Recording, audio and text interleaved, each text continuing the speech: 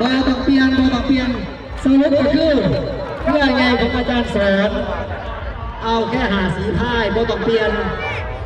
มีแต่ฝากถึงคณะกรรมการหาเสียงทั้งผู้ขาถึงจะให้เขาเอาออก2 คนเอาไว้แต่หาคนแล้วก็ลงไม้กับเห็นหนาแล้วอาจารย์เห็นหนาเพื่อเป็นการเด็กก็พาอาจารย์ต่อให้ประตูโทษอยู่ปฏิโทษแต่ว่าผมบอกจากอันนี้ขอเนาะอาจารย์เรื่องอาจารย์ให้สัตว์จริงเร็วจริงไวจริงเพราะว่าเรื่องแพงนะ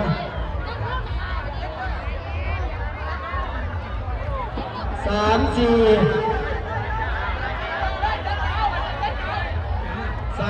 ต่อ 7-1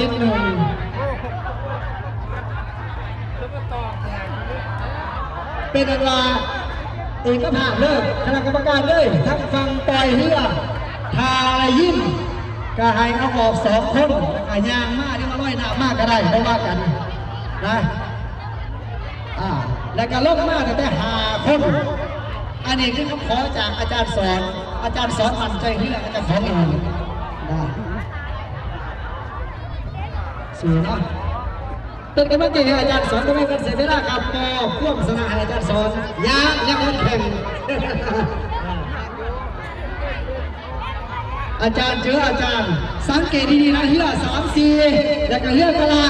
เจอกันเนี่ยถ้าเฮาเน้นเบิ่งที่ว่าบางคนเป็นจริงก็คือแค่เฮียแต่ความเป็นจริงแล้วอาจารย์3-4กับ5อาจารย์นักกะละกับ5ต่างองค์ต่างมั่นใจเพื่อมั่นใจ